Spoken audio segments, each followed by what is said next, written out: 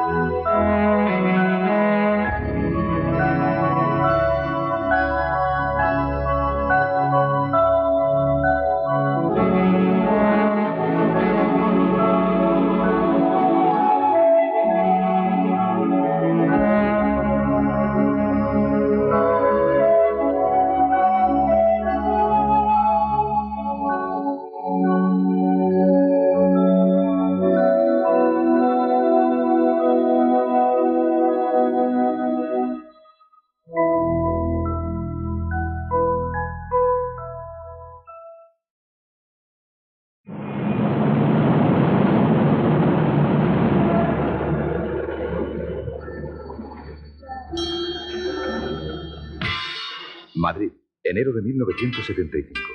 Se viven los primeros días de un año que se presume trascendental para el futuro de España. Franco tiene 83 años y el régimen se acaba con él.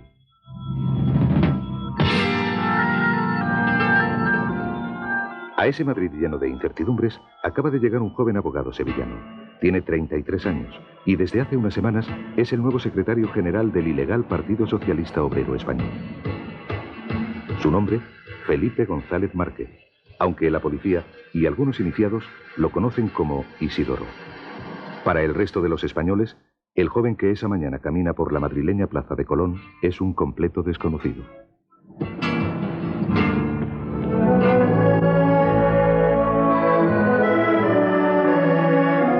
Alrededores de París, 3 meses antes. Suresnes acoge y da nombre al 13º Congreso de los Socialistas Españoles en el exilio. La expectación es grande. Los militantes del interior quieren acabar con la ficción de que el partido puede ser dirigido desde Francia. 70 delegados cruzan los Pirineos, entre ellos Nicolás Redondo, el gran favorito para ser nuevo secretario general. Pero el sindicalista prefirió quedarse en la UGT y apostó decididamente por un desconocido Felipe González. ¿Qué rasgos me hicieron apoyarle? ¿Qué especificidad tenía?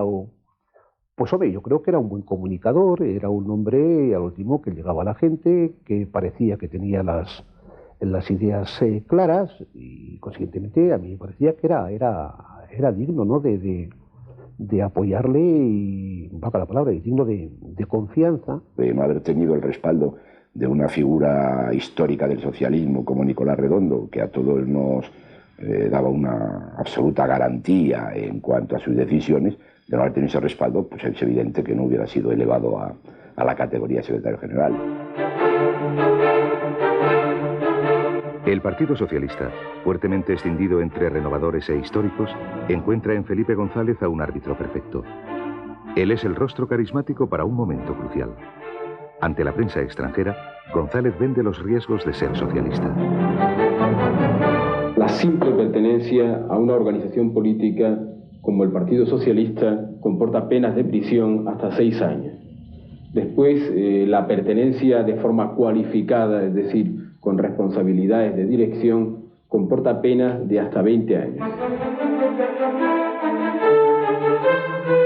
Pero el Felipe González que llega a la Secretaría General tiene un pasado policial limpio. El único roce que figura en su biografía se produce curiosamente cuando regresa a Sevilla tras Suresnes. En ese momento, González sigue siendo un desconocido. El único medio que se hace eco de sus nuevas funciones es el diario Pueblo, donde se da a entender que el joven profesor que da clases de Derecho del Trabajo en la Universidad de Sevilla es Isidoro, el nuevo primer secretario del PSOE. Juan Holgado, periodista del Correo de Andalucía, recibe el encargo de entrevistar a Isidoro. En la conversación, González reconoce públicamente por primera vez que es socialista. El desliz le obligará a pasar una noche en esta comisaría.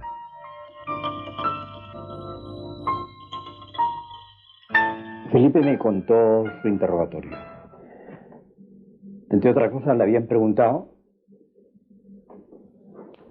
dónde había estado en determinada fecha. Él dijo en Alemania, había estado entrevistándose con Willy Brandt. Tal día, pues en Portugal, estuve comiendo con Mario Suárez.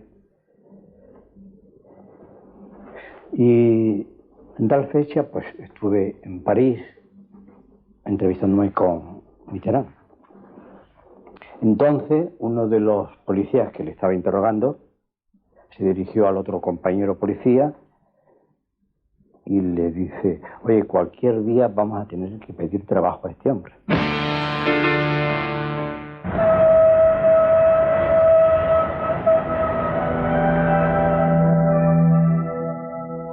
Felipe creció en Bellavista, un barrio de clase media baja sevillana. Era el tercero de 4 hermanos. Sus padres tenían una vaquería donde empezó a trabajar y a ganar dinero. El negocio le permite matricularse en la Universidad de Sevilla. Aún no tenía inquietudes políticas. En las clases de Derecho, el estudiante González llama la atención, aunque por otros motivos. Felipe desentona en la Facultad de Derecho. Y desentona en la Facultad de Derecho porque es un estudiante que trabaja. Trabaja en la vaquería de su padre. Y trabaja, y venía con un Land Rover, con la leche, después de distribuir la leche, y venía con pantalones vaqueros y con botos, cuando todos los estudiantes de aquella época nadie vestía así. Y él, la imagen que tiene es una imagen completamente distinta, es en cierta medida un desclasado. Los primeros devaneos políticos de Felipe González estuvieron en la órbita demócrata cristiana. En febrero de 1964 tenemos una reunión en Madrid del Grupo Democristiano y a esa reunión la delegación de Sevilla estaba formada por Felipe González Márquez, Javier Pérez Royo, catedrático de Derecho Constitucional de esta facultad, y yo mismo. Y allí estuvimos reunidos con Óscar Alzaga, Fernando Álvarez de Miranda, actual defensor del pueblo, Javier Jiménez y algún otro líder de la democracia cristiana madrileña. Estos coqueteos con la democracia cristiana duran poco. Felipe González mira a su izquierda y se apunta al proyecto de su amigo Alfonso Guerra, la reorganización del Partido Socialista en Sevilla. Estamos en el año 1964 con un González a punto de terminar sus estudios. Esta foto forma ya parte de la mitología del Partido Socialista. Ha pasado a la historia como la foto de la tortilla, aunque ninguno de sus protagonistas ha sabido muy bien por qué. En esta fiesta de la tortilla, que se llama así, que ni comimos tortilla, ni nada de nada, yo no sé por qué se inventó ese tema de la tortilla, y me hace mucha gracia, porque lo único que tomamos era naranja y habíamos fracasado en una asamblea local que había del partido. Habíamos fracasado, nos habían pegado un palo horroroso, y nos reunimos todos pues para decir, bueno, a la siguiente sacamos, ¿no? Está a punto de terminar una etapa romántica en la vida de Felipe González. Años en los que se mezclan el cante del lebrijano, apasionadas discusiones sobre marxismo e interminables partidas de petanca con los amigos. Clara. Sí, queremos que llegue a 13 antes que nosotros. Venga el bolazo a la de Pepe, hombre, tira el bolazo. A allí, pase lo que pase. Tras Suresnes, Sevilla va a quedar atrás. Y aparece Madrid.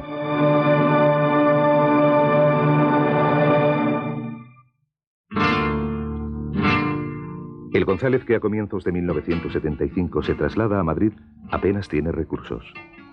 Llega a un mundo desconocido donde todo está por hacer. El partido le pasa una asignación de 35.000 pesetas mensuales con las que alquila un estudio de 9 metros cuadrados en el antiguo edificio de la prensa en Callao. Junto al cargo de secretario general, Felipe se había traído de Suresnes la indisimulada enemistad de Pablo Castellano y otros dirigentes madrileños. Pero no de todos. Los Solana, Bustelo o Boyer trabajaron para hacerle más fácil el aterrizaje. De su mano González conocerá a banqueros y empresarios y mantendrá los primeros contactos con políticos y militares. Será, sin embargo, un militante sin carnet, Enrique Sarasola, quien financie los cimientos del importante partido que se avecina. Realmente era tremendo pensar que el secretario general del Partido Socialista Obrero Español, que ya se intuía que podía ser, no diría poder, pero sí un partido importantísimo en España, andaba mal de elementos fundamentales de infraestructura, no sé, de máquina de escribir, de oficina, de cosas de estas. Bueno, y hay un hombre que toma la decisión de dejarles su despacho en la calle de Goya, de dejarle sus secretarias, de dejarle sus teléfonos, de no cobrarle nada por esto, bueno, y que además sintonizan humanamente. Yo comprendo que para Felipe González Sarasola es algo que no puede olvidar. Sarasola crea la infraestructura del PSOE en Madrid y relaciona a González con personalidades de la política exterior, entre ellos Omar Torrijos, Carlos Andrés Pérez y Belisario Betancourt. Felipe González, por su parte, aprovecha los congresos y reuniones de la Internacional Socialista para estrechar lazos con otros líderes socialdemócratas. En Lisboa coincide con uno de los que más huella van a dejar en su vida, Willy Brandt. Se lo había presentado un año antes en Alemania Curro López Real, uno de los hombres fuertes del PSOE en el exilio. Yo era muy amigo de toda esta gente, de Willy Brandt, de Kreisky, de toda la gente de la Internacional, de Jenny Little, de Jan Micardo, de toda la gente de la Internacional. Pues se lo presenté a Felipe, le dije que era un joven dirigente y empezaron a hablar y claro, pues desde el primer momento se sintió muy fascinado y yo creo que lo conservó hasta el final. Felipe González teje la red de contactos que tan útiles le van a resultar a su partido en estas primeras horas.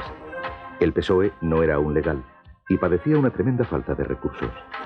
Estas carencias se compensaban con la solidaridad internacional de los sindicatos alemanes, norteamericanos o suecos.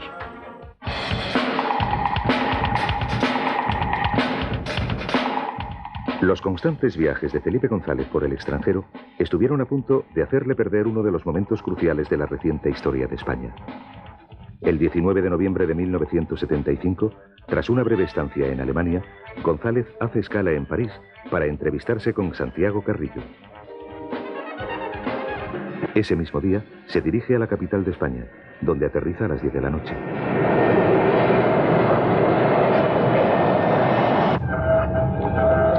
Su Excelencia, el Generalísimo, acaba de fallecer. 7 horas después, Franco muere en la ciudad sanitaria La Paz. De su shock tóxico por peritonitis.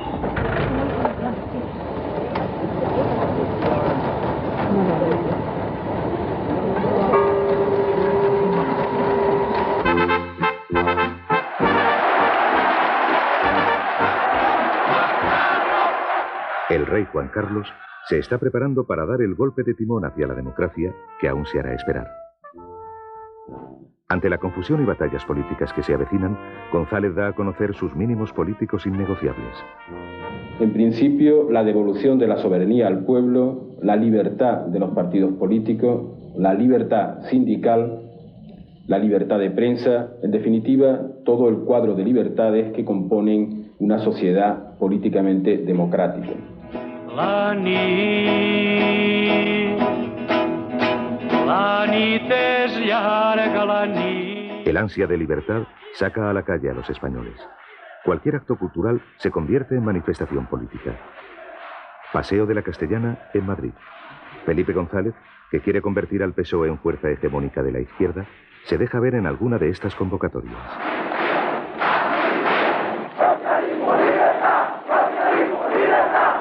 Este es el primer mitin oficial del PSOE, aún ilegal, en España. En ese pueblo, aquí, entre ese pueblo, que se llama el pueblo vasco, hay muchos de mis paisanos, hay muchos de los que han tenido que venir aquí a ganarse la vida. Estamos en Bilbao, y González muestra su tono más radical. Entusiasmados, siguen el mitin dos jóvenes que luego darán que hablar, Julián San Cristóbal y Gabriel Urgalburu. La tolerancia al PSOE no es una casualidad. Hay que segarle la hierba al Partido Comunista, más organizado y con más tradición de lucha a sus espaldas.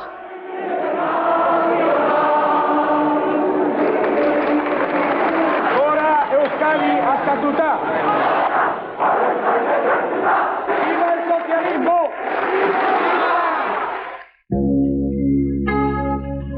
Arias Navarro actuó más como último gobierno de Franco que como primer ejecutivo de la monarquía. Víctima de sus innumerables contradicciones, se ve obligado a dimitir, y el rey elige a Suárez para sacar adelante la transición. En esta primera fase, Felipe no disimula la poca simpatía y confianza que le inspira un hombre que había hecho toda su carrera en el seno del movimiento. Sin embargo, González y Suárez estaban condenados a entenderse. Ambos se vieron discretamente en encuentros donde también estuvieron presentes Martín Villa, Abril Martorell o Luis Yáñez. En estas reuniones se concretaban asuntos como el referéndum de la reforma política, la legalización del PSOE y del PC o las futuras comparecencias públicas de los socialistas. Desde hoy, día 5 de diciembre, hasta el día 8 de diciembre del año 1976, el 27 Congreso del Partido Socialista Obrero Español marcará una fecha en la historia, porque sabemos que solo el socialismo puede vencer y convencer. El socialismo vencerá. Gracias. El PSOE se muestra ambicioso. Procura ir 2 pasos por delante del resto de los partidos políticos. Con osadía calculada, aún no están legalizados, convoca su primer congreso en España tras la Guerra Civil. La respuesta internacional es impresionante. Acuden en apoyo del PSOE Olof Palme, Mitterrand, Bruno Kreisky, Carlos Altamirano, Pietro Nenni y, por supuesto, Willy Brandt.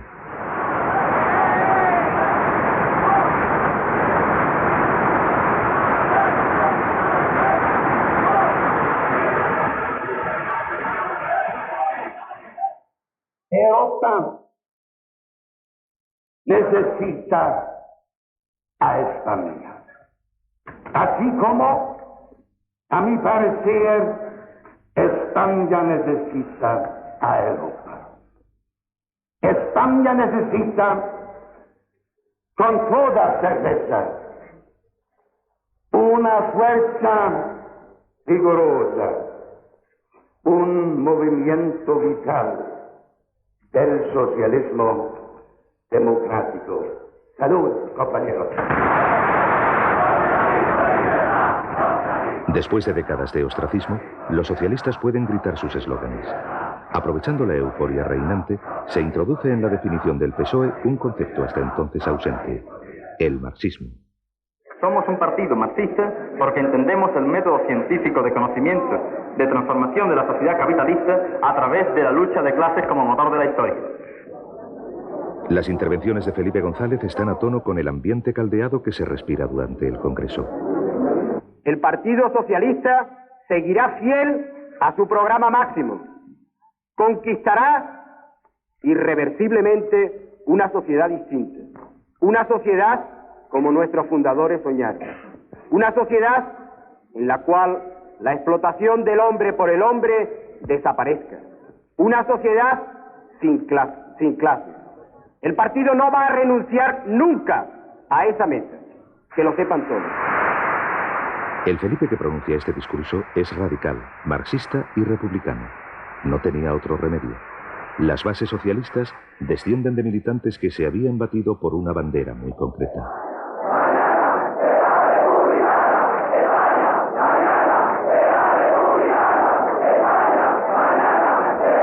Pero yo creo que hay que situarse en esos momentos. Todavía el primer congreso del PSOE oficial, diríamos, pues se celebra en un hotel de Madrid. No se puede olvidar que uno de los momentos estelares fue cuando una persona, un joven militante socialista que en fin, hoy está en un puesto importante en la administración, recorrió el salón con una gigantesca bandera republicana, desatando todos los mayores entusiasmos del Congreso.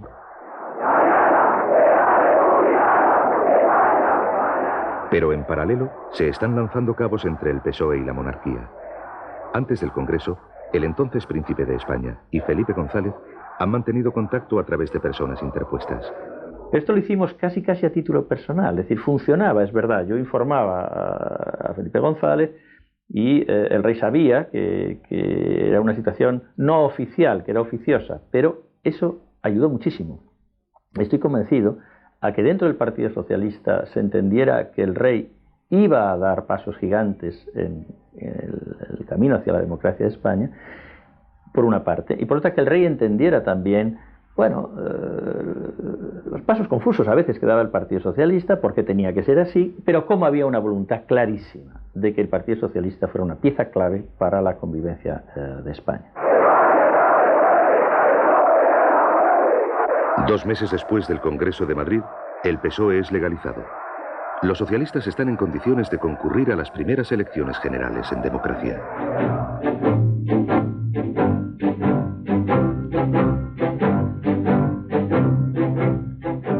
Felipe González es un diamante en bruto al que hay que pulir. Pilar Miró se encargará de la tarea. La cineasta centró su labor en los primeros spots que se pasaron por televisión y en enseñar a Felipe González a moverse ante la cámara. Yo trabajé con Felipe como si trabajara con un actor. O sea, vi que era lo que más, respetando su imagen, le hacía menos distinto a lo que era un líder político. Un político, porque en aquel momento yo creo que no se hablaba de líderes siquiera. Lo que yo hacía era asearle, sin cambiarle su manera de ser, ni su manera de vestir, ni su manera de peinarse, dejarle lo más aceptable posible, porque también había que tener en cuenta que el Partido Socialista no tenía imagen.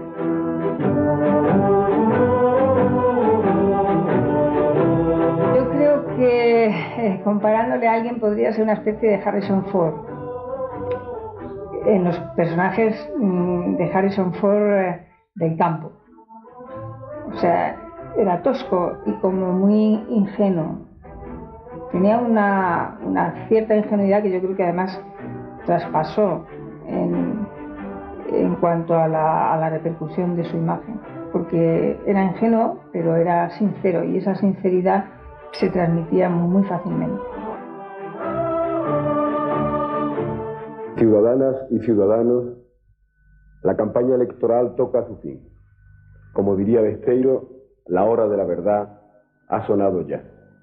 Esperamos que nuestros parlamentarios, como siempre, salgan del Parlamento exactamente igual que entraron y ocupen sus funciones exactamente al mismo nivel que las ocuparon antes de entrar.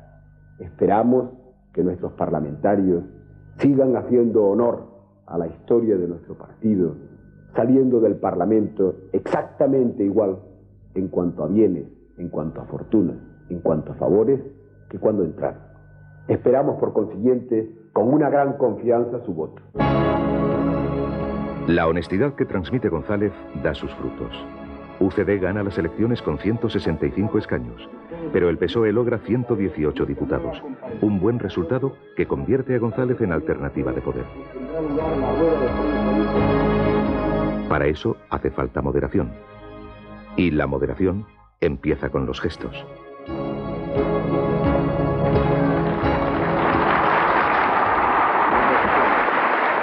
En la apertura de las Cortes Constituyentes, los socialistas no aplauden al rey cuando accede al hemiciclo.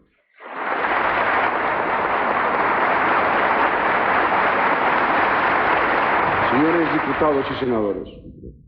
Será Felipe González quien se desmarque de esta actitud y al finalizar el acto aplauda al monarca.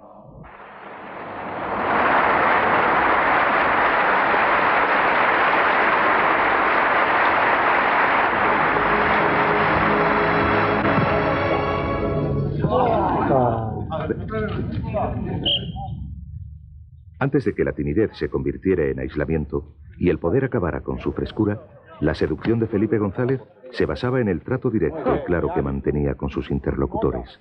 Periodistas y políticos juegan al fútbol.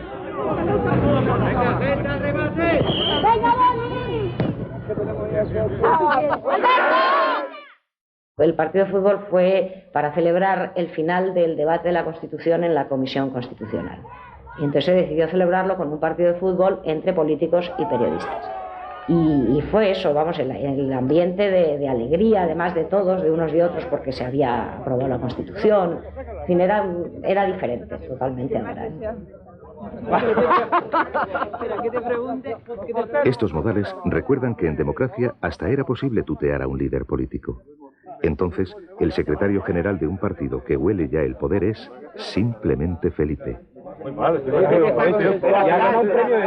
La famosa seducción de González, es verdad, en aquellos momentos existía, es decir, era capaz de llevarse al huerto al que le dedicara 3 minutos, ¿no? Porque tenía una gran fuerza de convicción y mucha simpatía.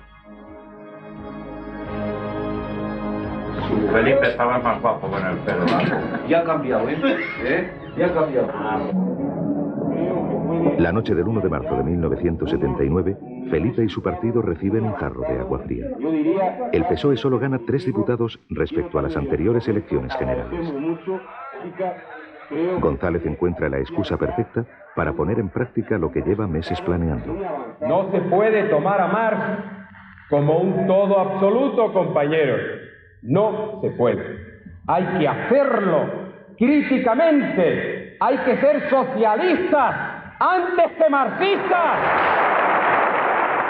Los sectores renovadores encabezados por Felipe González quieren acabar con los maximalismos. Se celebra el 28º Congreso del PSOE. En su primer discurso, González sorprende a los delegados con la propuesta de abandonar el marxismo. El Partido Socialista tenía que dar garantías a la sociedad española. Y fundamentalmente una de las garantías que tenía que darle a la sociedad española era esa. Si nosotros llegamos al poder, tengan ustedes garantía de que nosotros vamos a hacer una política que va a ser una política razonable y que no va a ser una política de tabla rasa y una política dogmática y una política que esté orientada en una supuesta doctrina científica que nos llevaría en una determinada dirección. Esa garantía la tenía que dar. La ponencia es rechazada y Felipe González dimite. ¿Creen sinceramente que en este Congreso, Felipe González ha sufrido una derrota moral? El partido se queda sin cabeza. Con este gesto, González quiere ser coherente con lo que preconiza.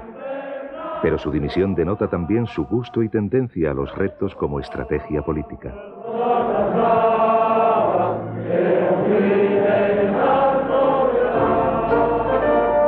Durante 6 meses, Felipe González será un militante de base más y, como tal, acude a las sesiones del Congreso Extraordinario confiado en que sus tesis van a ganar.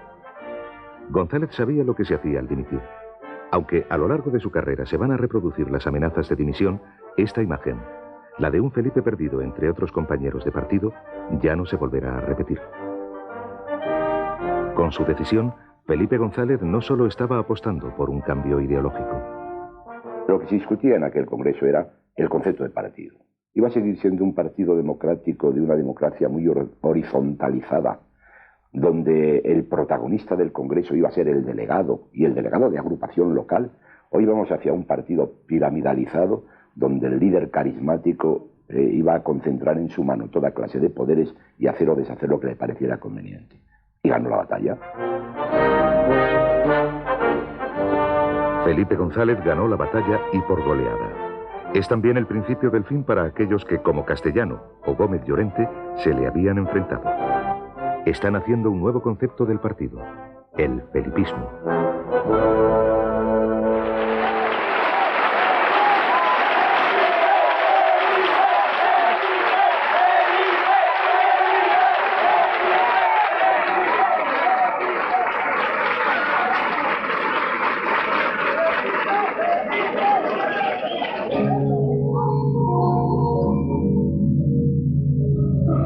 ...23 de febrero de 1981... Suárez acaba de dimitir... ...y el Congreso se dispone a elegir a su sucesor... ...pero la fecha pasará a la historia... ...por motivos muy diferentes... ...el intento de un golpe de Estado.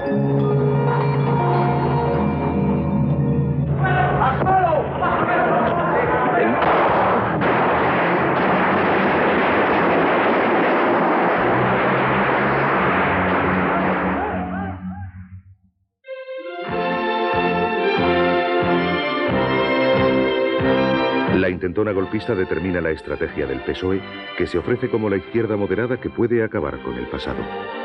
González va a encontrarse con un trampolín inesperado en su marcha hacia la Moncloa.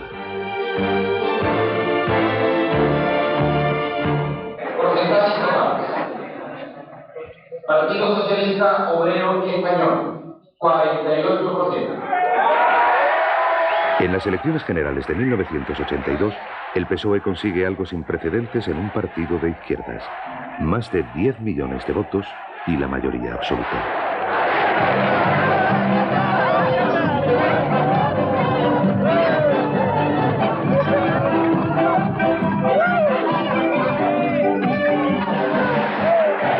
Tenemos un gran pueblo, el pueblo español que se merece todo nuestro sacrificio. Gracias.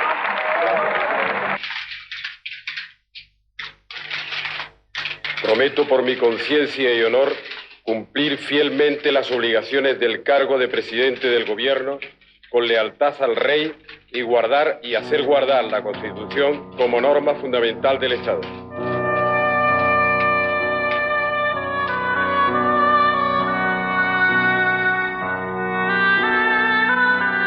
La primera tarea es apaciguar los ánimos en los cuarteles.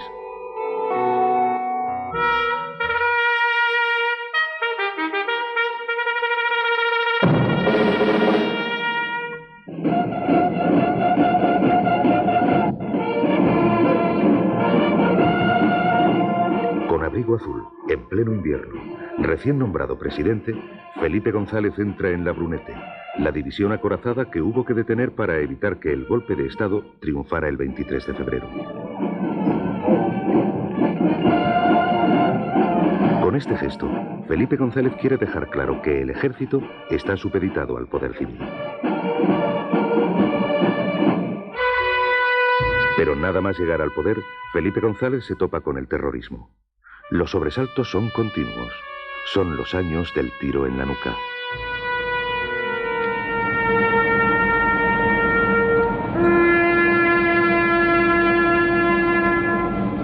El general Quintana Lacaci, que se mantuvo fiel al rey y a la Constitución el 23 de febrero de 1981, es una de las víctimas de ETA. Durante el funeral, el rostro de Felipe González no puede ocultar el dolor y la indignación. No sería la única vez. Los atentados se suceden y alcanzan a los políticos del PSOE en el País Vasco. El senador Casas es asesinado por los comandos autónomos. Son cobardes y ventajistas que se aprovechan de la democracia para que no sea una guerra, sino una mafia de asesinos que matan sabiendo que nosotros no queremos matarlos. Que matan porque saben que nosotros no los queremos matar, porque somos demócratas, porque creemos en los derechos humanos. El gobierno toma la firme decisión de terminar con ETA y, sobre todo, de expulsarla del refugio francés.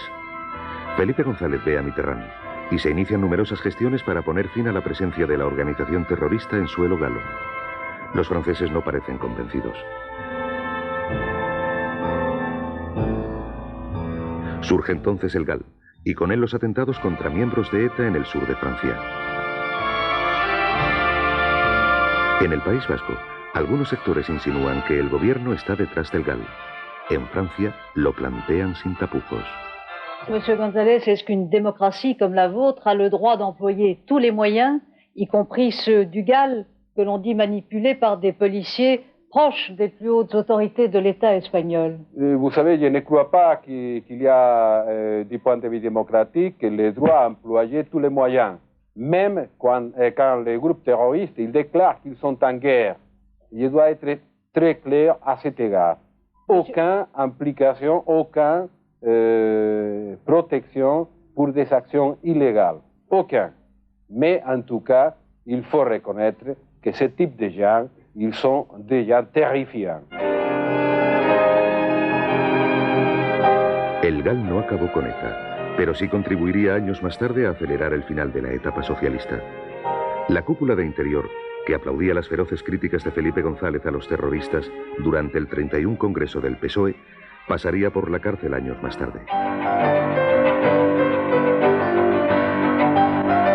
Estamos a finales de los 80 y aún es tiempo de éxitos, de mayorías absolutas. Pero ya entonces estaban incubando los escándalos y casos de corrupción.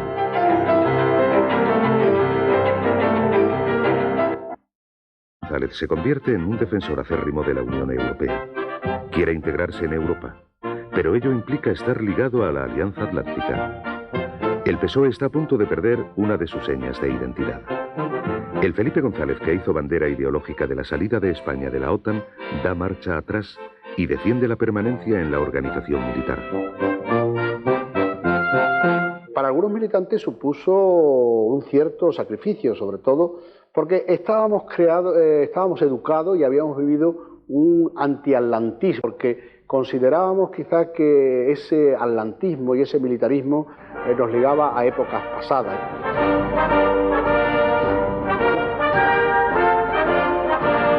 Muchas veces tenemos alguna reunión en Moncloa con Felipe González y entonces pues había quien me decía, yo lo he entendido todo y me parece que muy bien, que tenéis razón, pero yo voy a votar que no.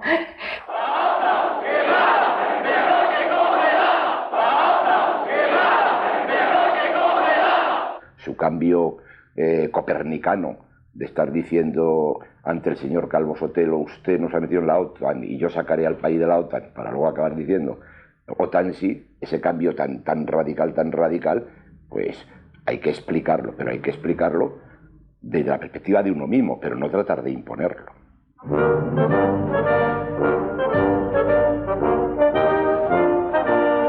Han votado sí en este recuento provisional el 53,04. Han votado no el 39,17. Felipe González ya puede entrar en Europa. Para ello ha tenido que sacrificar dos de las señas de identidad de los socialistas, el marxismo y el antiatlantismo.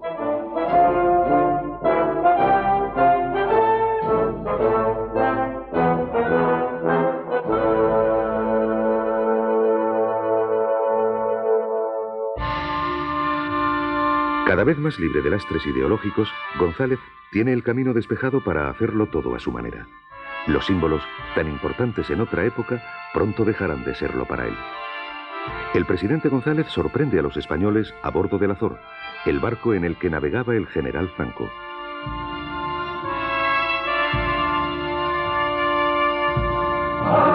También deja pronto de levantar el puño en los congresos de su partido, donde la Internacional suena cada vez con menos fuerza. Hacía falta ya una huelga, hacía falta ya una huelga general.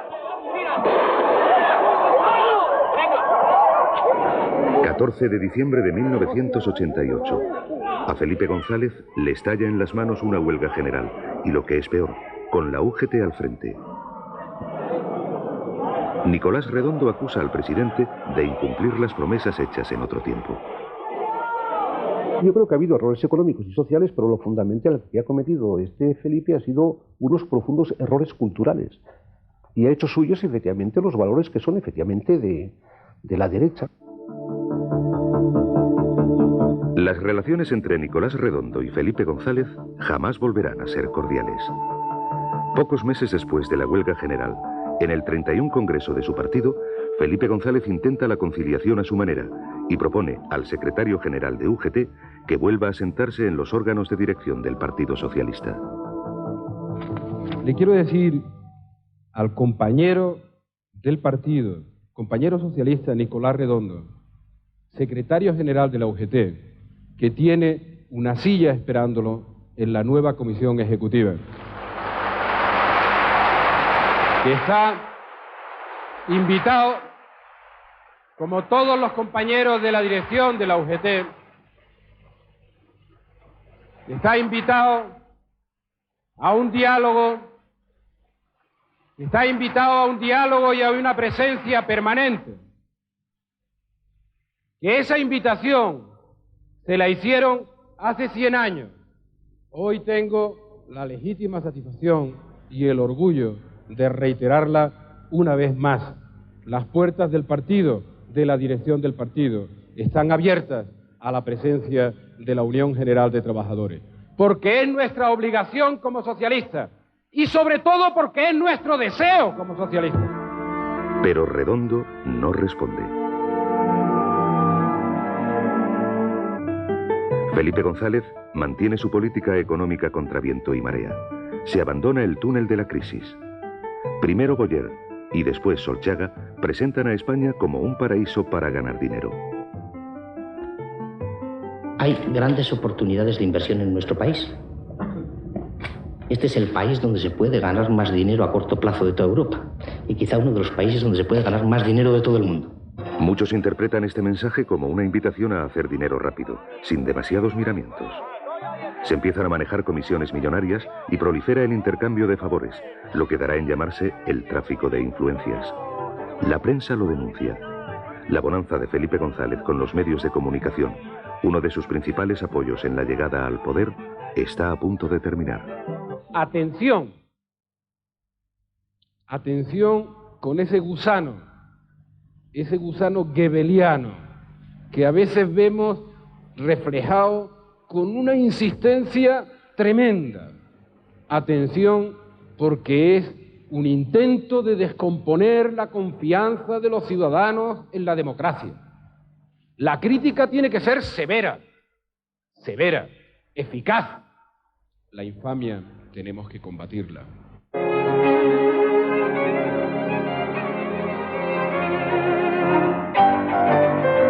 Algunos periodistas son comparados con gusanos goebbelianos, pero las pruebas que sacan a la luz son irrefutables. La prensa toma la iniciativa en la denuncia de los escándalos. Aparecen los primeros casos de financiación ilegal de los partidos y se destapa el enriquecimiento de unos pocos. El primero de estos escándalos afectaría directamente a Juan Guerra, hermano del vicepresidente del gobierno. El caso Juan Guerra va a poner de manifiesto las secretas ambiciones de algunos militantes socialistas. Yo creo que donde mejor se expresa ese tipo de funcionamiento arrogante y ciego es en un libro que habría que leer a menudo. No digo eso para hacer publicidad del libro y que se venda, ¿no? De nuevo, que se ha vendido muy poco, que es el libro de Juan Guerra que se llama Yo el hermano, donde hay como soterradamente la teoría de que es hora de que los pobres roben, puesto que hasta ahora en la historia solo han robado los ricos. El escándalo es mayúsculo y Alfonso Guerra se ve obligado a dar explicaciones en el Parlamento. Felipe González amenaza con dimitir si se tocaba a su vicepresidente. Si en algún momento el vicepresidente del gobierno sintiera la tentación de presentar la dimisión por el cuestionamiento de su honradez personal, habrían ganado muchas más bazas que la dimisión del vicepresidente del gobierno. Habrían ganado también la del presidente del gobierno. Me propongo dejar mis actuales tareas de gobierno para dedicarme íntegramente a mis responsabilidades en la dirección del Partido Socialista.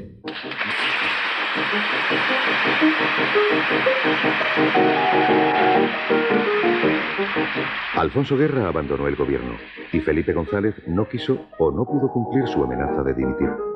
Se acaba así con la imagen bicéfala del gobierno socialista y también con un mito, la falsa compenetración de Felipe González con Alfonso Guerra. En todo ese tema de Felipe y Alfonso Guerra hay mucho de leyenda. Ellos han sido siempre en el partido y desde antes complementarios y muy independientes el uno del otro. O sea, yo me atrevería a asegurar que Alfonso y Felipe hablaban bastante poco. Han pasado 8 años desde que los socialistas llegaron al poder. En este momento, muchos creen que la particular y pragmática manera que Felipe González tiene de conducir el cambio tiene poco que ver con las ideas de aquel Isidoro que quería transformar a España desde el socialismo.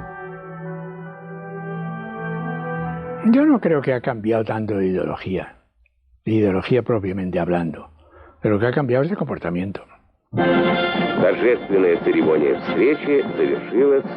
Felipe González ha cambiado.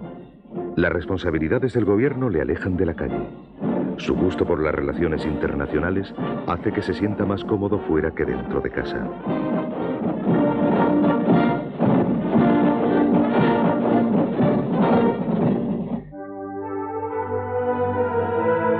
Como su antecesor Adolfo Suárez se siente solo y se encierra en la Moncloa. González experimenta lo que en 1982 echaba en cara al entonces presidente Suárez. Está claro. Por consiguiente, despejen esas dudas. Y no viva, señor Suárez, no viva, exactamente eso es lo que estoy diciendo, y no viva en las sombras de la Moncloa. Salga a la luz, vea a la gente y despejará alguna de esas brumas que en su cerebro le hace sentirse atacado sin razón. No era la primera vez que el virus del aislamiento hacía mella en Felipe González. Tras la huelga general del 88, el presidente declara abiertamente, por vez primera, ante una periodista, que quiere abandonar, tirar la toalla. Esta afirmación, que fue textualmente, esta será probablemente la última vez que me presente, la había dicho en varias entrevistas que había concedido antes que la mía. Y el Ministerio del Portavoz, que entonces dirigía Rosa Conde, había conseguido evitar su publicación. El revuelo desencadenado por estas declaraciones fuerza a Felipe González a dar marcha atrás. La lucha interna que se desata por el poder le convence de que la única manera de tener las aguas socialistas tranquilas es seguir. A cambio, deja sin resolver la eterna asignatura pendiente de encontrar un sucesor para cuando él se vaya. Felipe González aprende la lección y en el futuro evitará hablar, aunque lo piense, de marcharse. Se convierte en un político profesional y su dimisión está condicionada por los intereses de un partido al que ya ha demostrado que es una máquina de ganar elecciones. Tras los triunfos del 82 y 86, llegaría el del 89, siempre con mayoría absoluta, lo que le hace sentir y ejercer el poder de otro modo. Estamos en una sociedad con una gran solidez democrática. Muchas gracias. Gracias a todos. Pero son 8 años ya en el cargo y las consecuencias de la falta de controles empiezan a estallar con virulencia.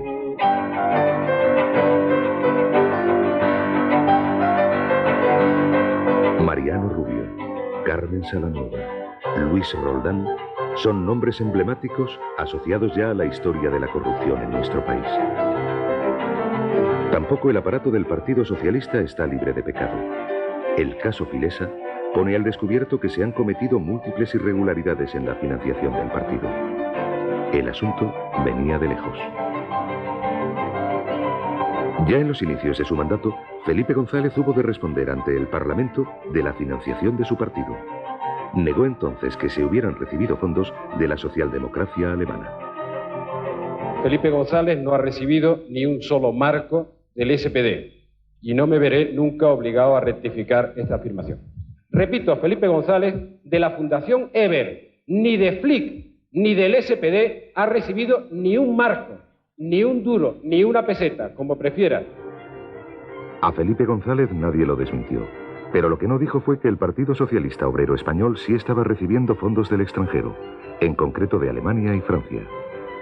En el pasado dinero desde Alemania hasta España o desde Francia hasta España en el avión, llevando en mi maleta, escondido entre la ropa, pues dinero físico, para poderlo traer luego en una caja de seguridad en el Banco Urquijo, desde donde se podía intentar financiar las primeras acciones, las primeras actividades, los primeros gastos del Partido Socialista. Una situación comienza a repetirse con demasiada frecuencia. Honradamente debo decirle que no me parece responsable ni pedir las actas de inspección del Banco de España, ni pedir la dimisión del gobernador. A mí no me parece. A mí no me parece. Cada vez que Felipe González defiende a alguno de los suyos acusados de corrupción, estos o tienen que dimitir o terminan en la cárcel. Cuando no fugados de la justicia como Luis Roldán, que estuvo a punto de ser ministro. Pese a las evidentes muestras de cansancio político, Felipe González se hace fuerte en la Moncloa y no admite la dimisión. Voy a terminar mi mandato con honor. Lo voy a terminar con honor, sin bajar la cabeza. A pesar de que en España su credibilidad desciende en picado, Felipe González sigue teniendo una extraordinaria imagen internacional. Muere Willy Brandt en Alemania. Allí, González despide a quien le apoyó en su carrera política, a quien le dio los primeros consejos para convertir el socialismo en socialdemocracia y le explicó la necesidad de adaptarse a la economía de mercado. Para mí, Willy, siempre quedará tu hombría de bien y el recuerdo del amigo que nos ha acompañado a lo largo de tantos años, con su ejemplo y con su apoyo.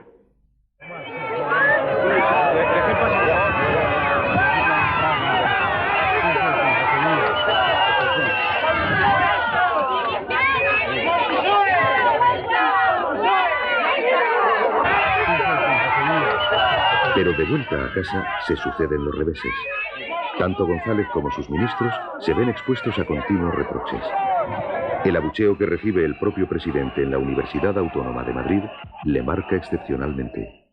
Cuando acabe mi experiencia política, cuando sea,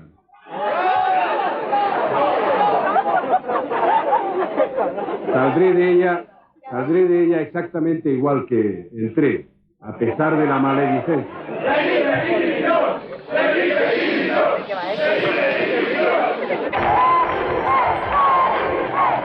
Con el partido tocado, Felipe González tiene aún fuerzas para ganar sus cuartas elecciones generales.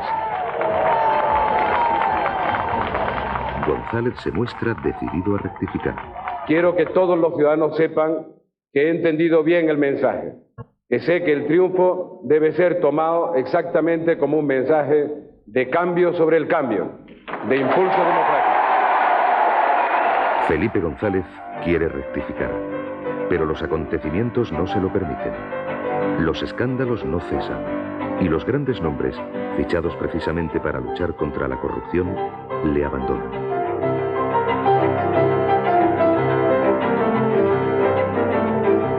Se anunció que desde un posible escaño en el Parlamento ocuparía un papel de dirección en esta lucha, como presidente de una comisión parlamentaria encargada de investigar los casos de corrupción. Afirmación que con el transcurrir del tiempo se ha comprobado que fue un ardid electoral. Garzón vuelve a los juzgados y desde allí destapa la trama de los GAL. Los máximos responsables de la lucha antiterrorista en los primeros años de gobierno socialista van ahora a la cárcel. Se les acusa de crear el GAL y amparar la guerra sucia.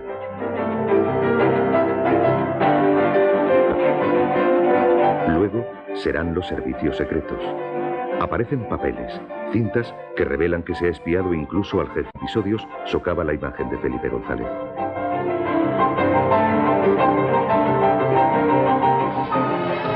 Estas imágenes históricas hablan de los grandes cambios llevados a cabo por el gobierno socialista. La entrada de España en la Comunidad Europea o el impulso dado a la paz en Oriente Medio en la Conferencia de Madrid se mezclan con la concesión del Premio Carlomagno a Felipe González.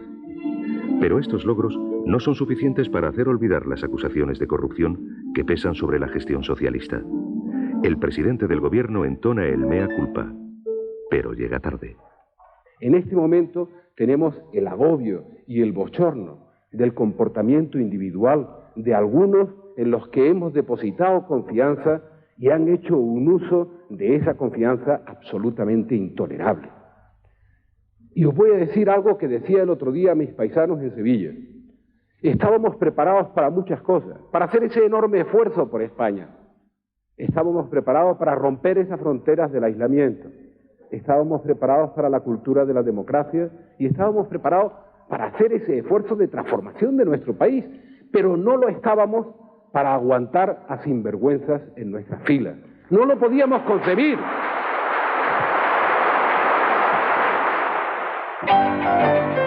El Felipe González que pronunciaba estas palabras no está libre de responsabilidad política.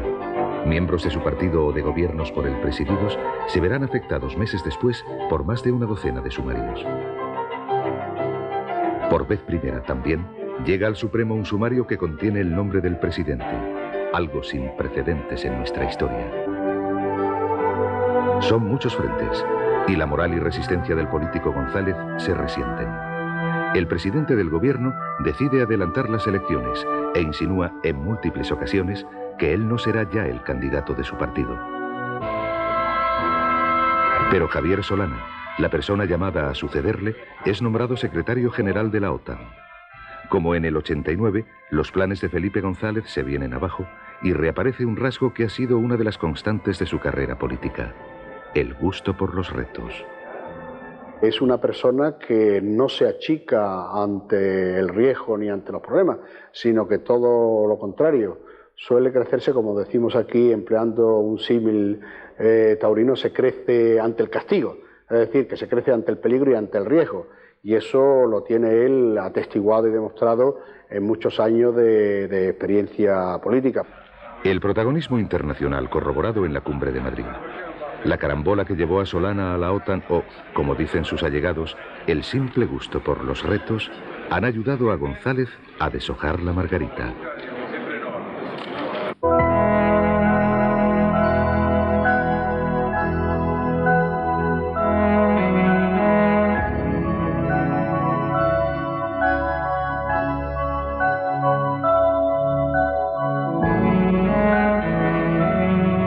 Felipe González ha dicho sí a la solicitud hecha por los dirigentes de su partido y por séptima vez encabezará el cartel electoral de los socialistas.